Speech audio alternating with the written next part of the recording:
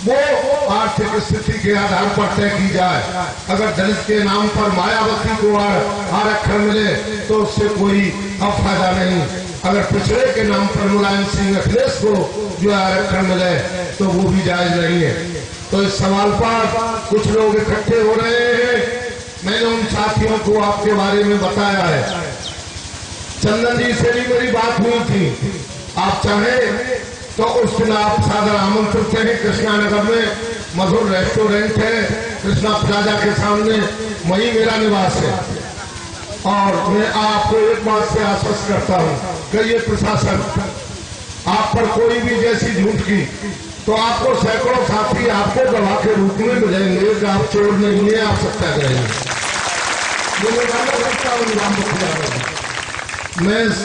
मैं जय गुरुदेव का सच्चा सिपाही हूँ। मैं नेताजी सुभाष चंद्र बोस का सच्चा सिपाही हूँ। और आज से नहीं, मैं सन 76 का डबल एमए हूँ। मैं भी चरण सिंह यादव से ज्यादा सीनियर हूँ। ये वहाँ उस संतवा पे हावी हो गए। ये 3 कमरान में भरे हुए नोटों को ले गए। अगर मुलायम सिंह यादव की सरकार नहीं होती तो इनको पानी से पप्पा खिला दिया जाता। मैं तुम्हें बता दूं जो था, ये सारा मसला दिया जानता है, उससे ज्यादा हम जानते हैं। जय गुरुदेव बाबा के में बहुत करीब था। उसको बेहोशी में हम लोग अपनी बिटिया का निमंत्रण दे के आए थे। ये सब चाल, और वो लौड़ा जो अब पंकज बाबा बन गया, कल का लौड़ा जो आता है उस ड्राइवर को हटा के और खुद उस पर जो मालिक अब हजारों एकड़ जमीन का मालिक बन गया चरण सिंह यादव गांव में।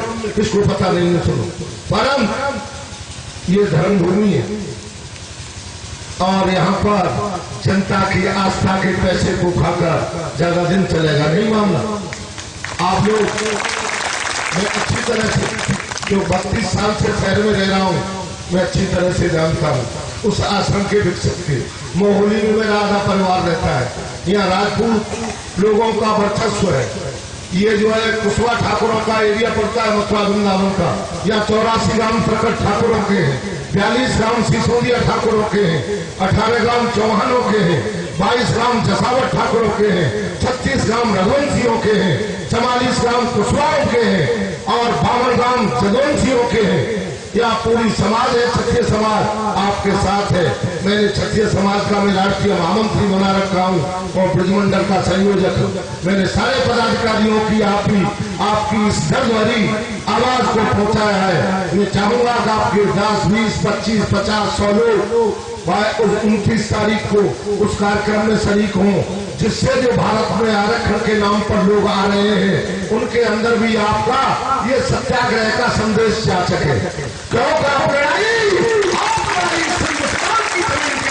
हैं, आप अपनी लड़ाई नहीं लड़ रहे, तो आप भी इस देश की लड़ाई लड़ रहे हैं। उन लोगों के सामने ये बात रखें।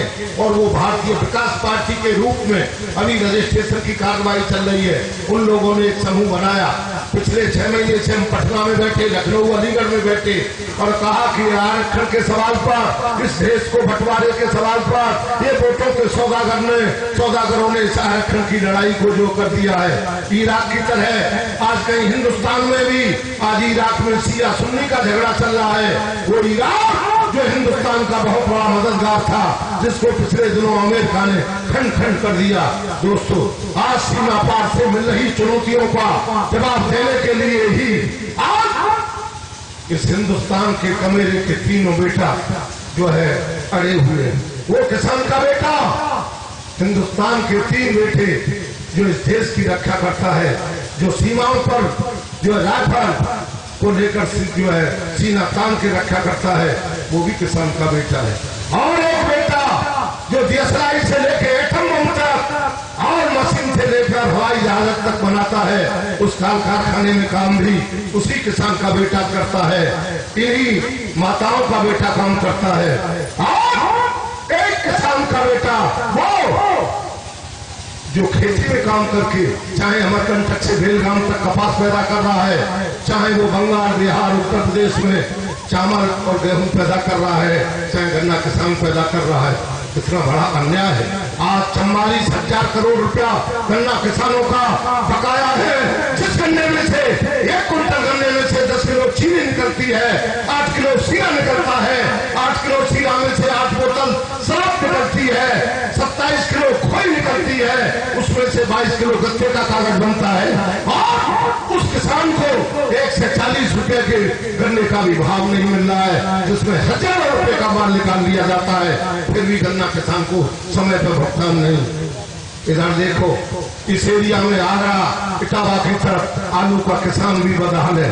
वो आलू का किसान जिसके खेत में आलू पैदा होने के बाद उसकी बिक्री नहीं होती, और अंकल चचके जब खोखे में वो आलू चला जाता है तो वही आलू 400 रुपए किलो हो जाता है, और किसान को 12 रुपए का वाजिब मूल्य नहीं मिलता। ये दोहरी परंपरा, ये आजादी नहीं मिली थी, ये सत्ता का हस्तांतरण हुआ था। नेताजी सुभाष चंद्र बोस का यही विरोध था दोस्तों। आजादी का सन 1942 में आजाद हिंद फौज की सेना, आजाद हिंद सेना के आह्वान पर हुआ था, जिसमें राष्ट्रपति आजाद हिंद सरकार के नेताजी सुभाष चंद्र बने थे। ये 47 की आजादी नहीं थी, ये सत्ता का हस्तांतरण था, सत्ता का बंटवारा था। हम इस बात को दिल से कहेंगे। मेरा ये प्रस्ताव है कि आप ब्रजभूमि के गांव गांव जाएं और अपने इस सत्याग्रह आंदोलन के बारे में बताएं। जरूर आपको ऐसे माहौल के लाल मिलेंगे, ऐसी वीरांगनाएं मिलेंगी जो आपको कंधे से कंधा मिलाकर साथ देंगे। बंधु, ऐसा नहीं है। जब नेताजी सुभाष चंद्र बोस ने आजाद हिंद फौज बनाई थी तो मेरी माता बहनों ने कानों के बाले तक दे दिए थे। आज तुम्हारे भी इस आंदोलन के लिए राम रखा जाए, तमाम लोगों की सत्य में 1000 हाथियों का बल होता है, उसको कोई टिका नहीं सकता। आप लोग सत्य हैं, इसलिए आपको किसी से कोई घबराने की जरूरत नहीं है। अभी यहाँ से विशाल सिंह चौहान चले गए डीएम, उनके सामने पिछली बार मैं यहाँ सबसे ज्यादा लड़ाकू आदमी हूँ मथुरा जिले में। अगर डीएम एसपी से सबसे ज्यादा परेशान रहते हैं तो हमसे रहते। अगर सबसे ज्यादा अनशन, धरना, घेराव, जेल भरो आंदोलन का काम किया है तो मथुरा में मोहन सिंह राजपूत का काम रहा है। तो दोस्तों, आप घबराने की जरूरत नहीं है। मैं ये चाहता हूँ कि अब 29 तारीख के इस कार्यक्रम को करने के बारे में फिर मैं आपके समर्थन में एक महापंचायत बुलाऊं और ब्रजवासियों की 10,000 की तादाद में जवाहर बाग में एक महापंचायत हो, जिससे इनको मालूम पड़ जाए कि ये अकेले नहीं है। बस मैं अपनी बात यही कहने आया हूँ। मैं आप सभी लोगों का जो है बहुत ही शुक्रगुजार हूँ। आपने मुझे इस कार्यक्रम के लिए आमंत्रित किया और दिया। मैं आप चंद नारों के साथ अपनी बात समाप्त करूंगा। फोन आ रहा है, बच्चे मुझसे ये घबराते हैं। कई बार मुझ पर बदमाशों के द्वारा हमला हुआ है, मोटरसाइकिल में भागा है, गाड़ी बच्चा लेट ला रहा था, निकल आया मुझे ऐसे। तो बंधुओं, कोई बात नहीं, सत्य के लिए आदमी को संघर्ष करना पड़ता है। नेताजी सुभाष चंद्र बोस को देश निकाले लिखित में देश निकाला जलाया गया। चंद्रशेखर आजाद को इलाहाबाद के अल्फर पार्क में गोली से उड़वाया गया, और शहीद आजम सरदार भगत सिंह को 24 मार्च की बजाय 23 मार्च को इन्होंने जेल की दीवार तोड़कर सतलज के किनारे उसका मिट्टी का तेल डालकर उसकी जो लाश का दाह संस्कार कर दिया। और आज भी देश के शहीदों में इनकी गिनती नहीं, परंतु सतवंत सिंह और बैन सिंह शहीद हैं। अमृतसर में कभी जाने का मौका आप लोगों को मिले तो इंदिरा गांधी को मारने वाले वो लोग उनकी लिस्ट में संत बैन सिंह और जो है खुगवंत सिंह दोनों शहीदों में। दोस्तों, वो उधम सिंह जो हमारी पटियाली का रहने वाला था, एटा जिले का, जिसके पिताजी जो है बढ़ई का काम करते थे, दलित बढ़ई थे, वो चले गए। 13 अप्रैल 1919 को जलियांवाला बाग उसने अपनी आंखों से देखा, और उसने लंदन में जाकर उस माँ के लाल ने बदला लिया उस डायर से।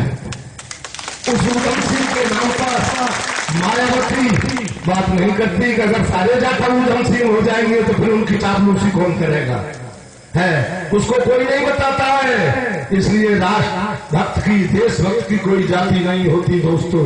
वो उधम सिंह भले ही दलित का बेटा था, उसने क्षत्रिय धर्म का पालन किया।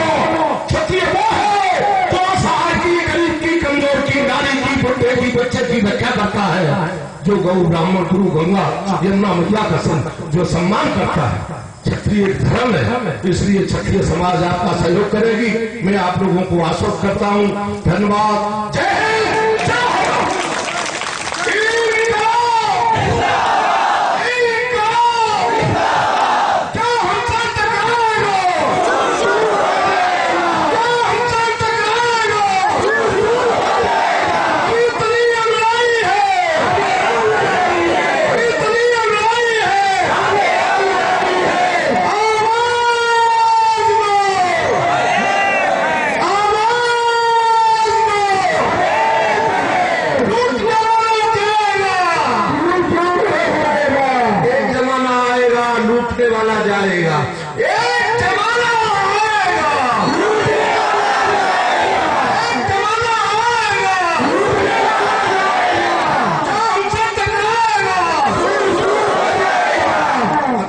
हिंदियों में कहूंगा, हम भारत की नारी हैं, फूल नहीं चिंगारी हैं।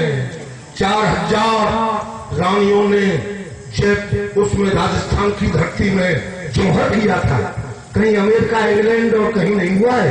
ये हिंदू अभी हमारे दादा बस्ती के कह रहे थे, ये तो रानी पत्नियों का देश है। माँ चाहे गुरु बना दे संतान, माँ जैसे के वो जीजाबाई जिसने शिवाजी को पैदा किया और बबर शेरनी के दूध काट के लाया था। मेरी बबर शेरनी माता हो, आपकी कोख से पैदा होने वाले सुभाष चंद्र बोस थे, भगत सिंह थे, राजगुरु थे, सुखदेव थे, राजेंद्र नायक थे। आपने ही तो पैदा किया। हम भारत की नारी है, नहीं चिंगारी है, हम भारत की नारी है, नहीं चिंगारी है, भारत की नारी है। नहीं चिंगारी है।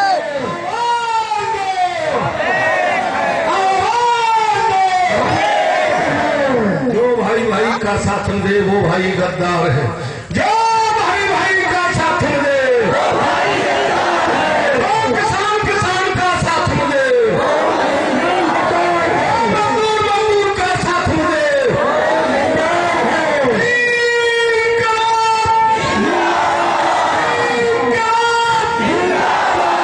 सत्याग्रहियों पर जुल्म करने वाले देशाधिकारियों को नाश हो। ये बात चली जाएगी कि ना हर समर्थन दे रहा है। सत्याग्रहियों पर पुलिस जुल्म ढाने वाले अधिकारियों को, चोरी का इल्जाम लगाने वाले देशाधिकारियों को, झूठे आरोप तोड़ने के आरोप लगाने वाले अधिकारियों को एक करो। वाह, जो वाह।